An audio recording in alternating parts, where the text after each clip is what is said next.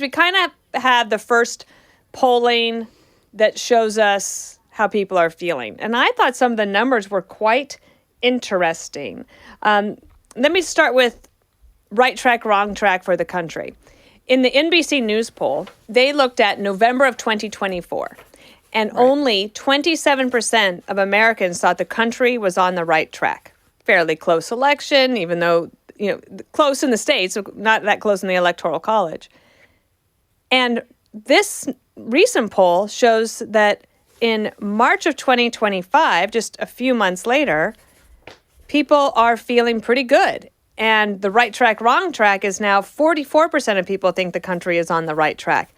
That's quite an increase. And as a Democrat pointed out to me today, he's like, but that's not everyone. I'm like, yes, but you have to admit it is better. And Republicans are looking at President Trump that has his highest approval rating that he's ever had. And the country is giving him some time to work through the things that he said that he wanted to do. Is that right? Yeah. Is that right? I think that's a pretty decent take. Like, the trajectory's pretty good for people's assessment. Now, the trajectory's good partly because the bar was extremely low with Biden, right? Mm-hmm. The bar became, is there a functioning president? So I think to the extent that Trump is getting quite a bit of leeway, some of it is from that. And it is from the fact that people see an energetic leader, right? He's out there talking all the time. And as a contrast to Biden, I think people are very happy to tolerate a lot of his energetic intentions for a while because they were given the example of an executive who they didn't know what he was doing and was behind closed doors all the time, not really answering to anyone. So I think that's like, I call this the Democrats' baseline problem. Like, they have to admit where they were and what they were offering, like, before you can assess how people are assessing Trump. The other part is, I think elite media and people in this town get it wrong about the baseline problem. They don't understand why people find Trump appealing. They don't understand why people find federal bureaucrats unsympathetic. Mm-hmm. They don't understand why people feel like the government was out of control before Trump. So they don't assess properly how normal people assess Trump. That's always been an issue, but I think it continues to build. Just to compare and contrast Trump's good numbers with the Democrats' like almost record low numbers at 21% approval, 27% approval. Like, it's really, really bad.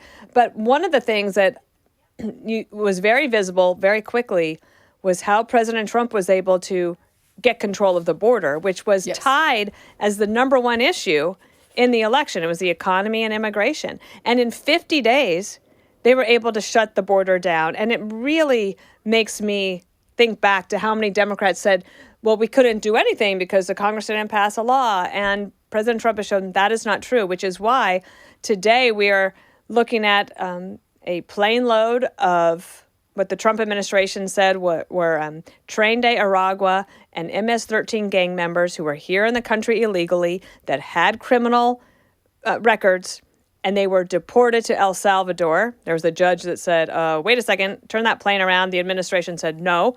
Much more to come on that front. But I think if the left believes that Americans are going to be upset, like strongly upset, that the Trump administration got a plane load of criminal illegal aliens, gang members out of the country, they're going to be wrong again.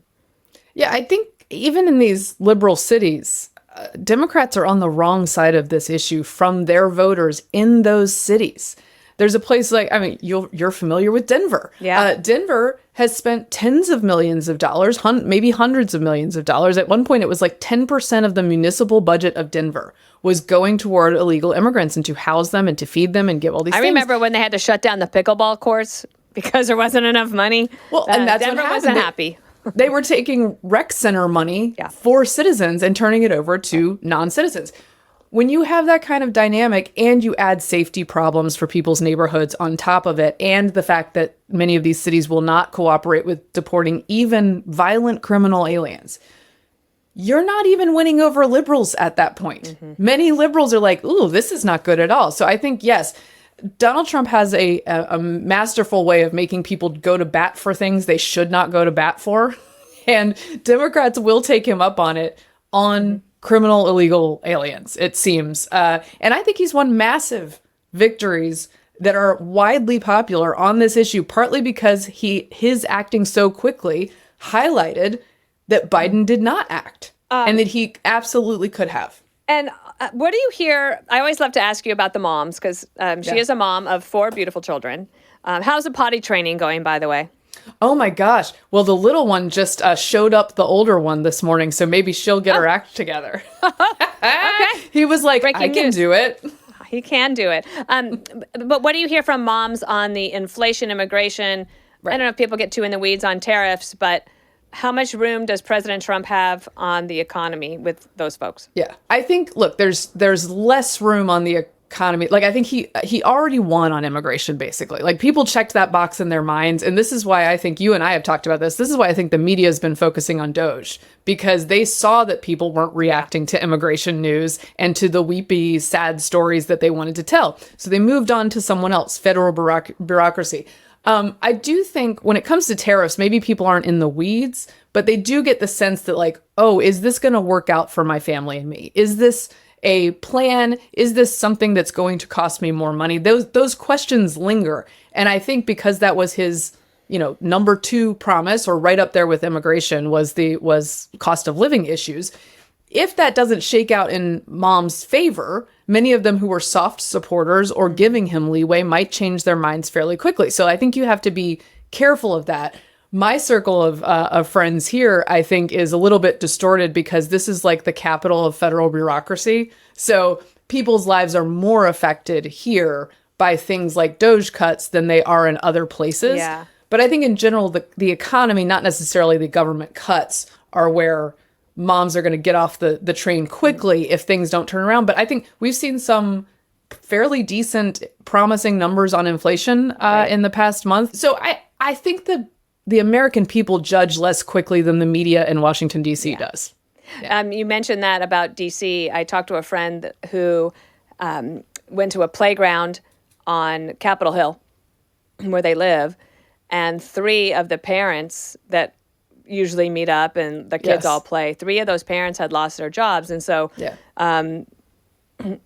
there are people who are obviously being affected in lots of ways. People in the private sector are also facing layoffs. I did a little check last week. Many private businesses are also figuring out a way to streamline, make things better. And yes. I think all of this stuff is not necessarily done perfectly. And there are some things you think, well, why'd you fire everybody first and then have to hire them back? But not everybody, of course, it's with some. But then a few, right. Now a judge is involved, and that all gets very, very messy. And I think it's going to come down to Congress making some decisions about how much money to allow to be spent in the country. And that is part of the spending bill. I did want to just touch on this, that last week you had Chuck Schumer and the 9 other Democrats vote with Republicans to keep the government funded. So there was not a government shutdown. I thought that was the right decision by Chuck Schumer. The wrong decision by Chuck Schumer was giving any credence to the lie that the Democrats were ever going to have power to do something instead of doing this very same thing. So now you have a situation where Chuck Schumer is now public enemy number 1 by all the Democrats. And he has a book on anti-Semitism that's supposed to come out tomorrow. And they just canceled that entire book tour because he doesn't want to deal with the protests. And the protests are not coming from Republicans. They're coming from the far left. So they're in a real fix. No, Schumer overpromised and underdelivered on the amount of resistance he was going to be able to give. Because for Democrats, it doesn't make sense to shut down the government. They would certainly be blamed, at least in part. It wouldn't go well for them. And their central argument against Trump is that every single bit of the federal government is sacrosanct and useful to the people of America. And therefore, shutting it down and supporting that would be counter to everything they're selling people on. But I understand, because Republicans have been in this position before, that the base has an emotional need for him to do something. And often the something isn't gonna work politically for normal people, but they insist upon it nonetheless. So he sort of evaded that trap, but now he's got his own personal trap, which is that he can't go out and give events right now. And by the way, on the cutting of federal bureaucracies, I want to be clear, like, I'm not unsympathetic to those whose lives are disrupted, because I know a lot of them here. Although there's just as many who you'll see at the playground or the midday workout who say, ugh, they're making me go back to the office and actually work, so I won't be able to do this in the middle of the day anymore. And it's like, a lot of people have been working that way for a long time. Yeah. And a lot of Americans are learning that federal bureaucracies have different ways of doing things and more protections and less work than they have to do on a regular basis, with basically no threat of ever losing any benefit ever. And that makes them less sympathetic than Democrats think they are.